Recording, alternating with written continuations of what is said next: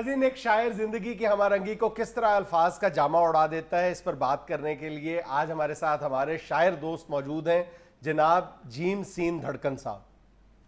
السلام علیکم۔ تسلیمات جنید میاں، تسلیمات۔ کیا خوبصورت الفاظ کی تمہید باندھی کہ زندگی کی ہمارنگی کو خوبصورت الفاظ کا جامہ اڑا دیا ہے، لیکن اس خاکسار کا وصف دیکھیے کہ صرف جامہ ہی نہیں، اگر کپڑا کم ہو تو شلوار کی جگہ پاجامہ بھی اوڑھ لیتا ہے، بلکہ جذبات کی بارش ہو تو سر پہ موم جامہ بھی اوڑھ لیتا ہے۔ دھڑکن صاحب، اسی لیے تو ہم آپ کی قدر کرتے ہیں۔ شکریہ جنید میاں، شکریہ۔ آپ کے ساتھ میری خوب جمے گی، کیونکہ مفاد پرستی کے اس دور میں آپ وہ مشفق انسان لگے ہیں جو میرا سارا کلام سنیں گے، خدا نخواستہ۔ وگرنہ یہاں تو ایسے ایسے قدر ناشناس ہیں کہ ادھر دھڑکن نے مطلع عرض کیا، ادھر وہ 9-2-11 ہو گئے۔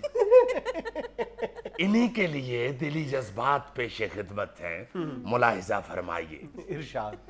کیا کہا آپ نے؟ ارشاد۔ صدقے جاؤں آپ کے یہ لفظ سن کے جی چاہ رہا ہے کہ آپ کا چہرہ مبارک چوم لوں، مگر اس لیے ہمت نہیں کر رہا کہ کہیں یہ آداب حسب حال کے خلاف نہ ہو۔ لیجئے ملاحظہ فرمائیے۔ سن کے دھڑکن کو لگا دی دڑکی، اوے نامرادہ تینوں پوے پھڑکی۔ دھڑکن صاحب، آپ ارشاد لفظ سننے کے اس قدر مشتاق ہیں؟ جنید میاں، یہ کیا آپ نے دل کے پھپھولے پھوڑ دیے۔ اب یقین کیجئے کہ لفظ ارشاد سننے کو ساری زندگی ہمارے کان اس طرح ترسے ہیں جیسے پچھلے 4-5 سال سے عوام کے کان یہ فکرہ سننے کو ترس گئے ہیں کہ لو جی آج بتی نیجے گئی، یا CNG کی لائن میں لگے ہوئے لوگوں کے کان اس فکرے کو ترس جاتے ہیں کہ بھائی جی ٹینکی کھولو تا دیواری آ گئی ہے۔ اسی لفظ ارشاد کی چاہت نے ہمیں مجبور کیا، اچھا۔ ہم نے اپنے پہلے نومولود کا نام ارشاد رکھ دیا، تاکہ جب بھی ہمارے بچے کی والدہ محترمہ اس کا نام پکاریں گی تو ہم فوری طور پہ ایک تازہ غزل ان کے نام کر دیں گے۔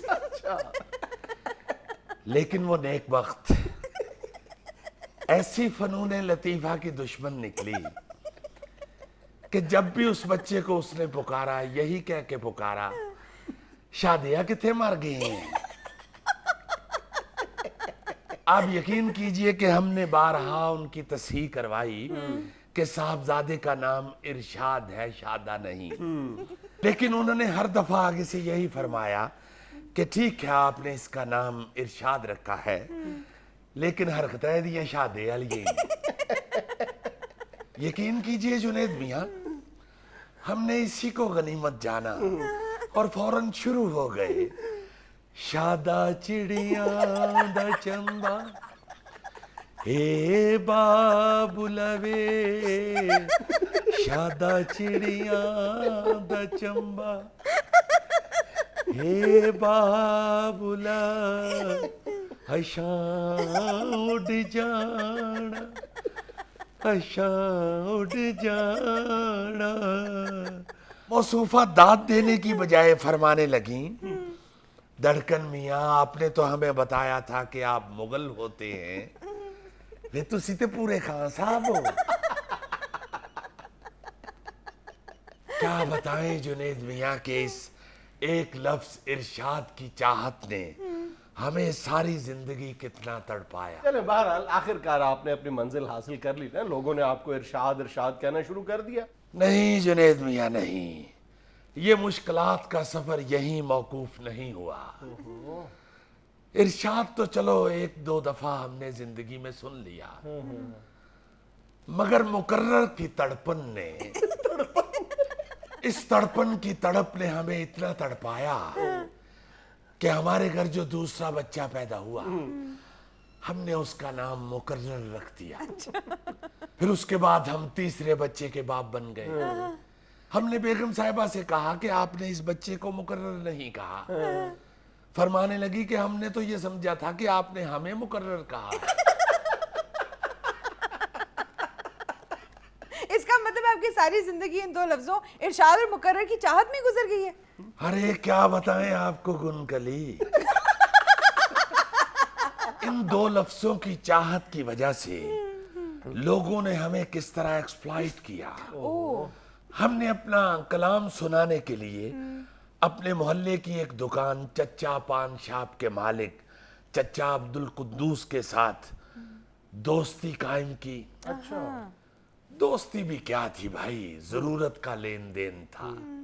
ہم اپنا کلام سنانے کے لیے ان کی دکان پر پہنچتے اور پان کے پیسے ان کے ہاتھ میں تھما دیتے، وہ پان کی گلوری کی تیاری میں مصروف ہو جاتے، ہم اپنی شاعری شروع کر دیتے، وہ بیڑا لپیٹ کے ہمارے منہ میں دے دیتے اور ساتھ مقرر کہہ دیتے۔ اچھا ہم پھر پان کا مزہ لیتے لیتے وہی شعر دوبارہ سنا دیتے۔ اچھا کچھ 13-14 سال بعد پتا چلا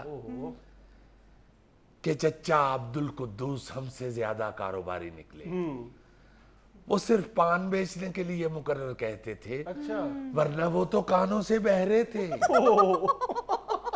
یقین کیجئے کہ ہمیں پہلی دفعہ لقبہ یہ حقیقت جاننے پہ ہوا تھا۔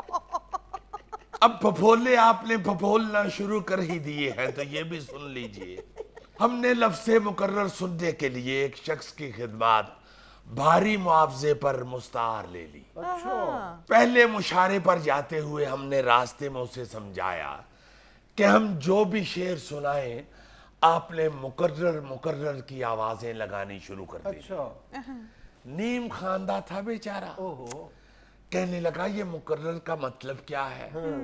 ہم نے اسے سمجھانے کے لیے کہا کہ دوبارہ، اچھا مقرر کا مطلب ہے دوبارہ۔ لیجئے جنید میاں، اس شخص کے دماغ میں دونوں ہی لفظ بیٹھ گئے، مقرر بھی اور دوبارہ بھی۔ ہم نے جب مشاعرے میں پہلا شعر سنایا تو اس کمبخت نے شور مچانا شروع کر دیا، دوبرر دوبرر دوبرر دوبرر۔ مشاعرے کی انتظامیہ نے اس بدبخت کو اس بدتمیزی پر فوراً باہر نکال دیا اور ہم پھر اکیلے کے اکیلے۔ ناظرین، یہ تھا آج کا حسب حال۔ خوش رہے، خوش رکھے، آپ سے ملاقات ہوگی انشاءاللہ کل۔ اللہ حافظ۔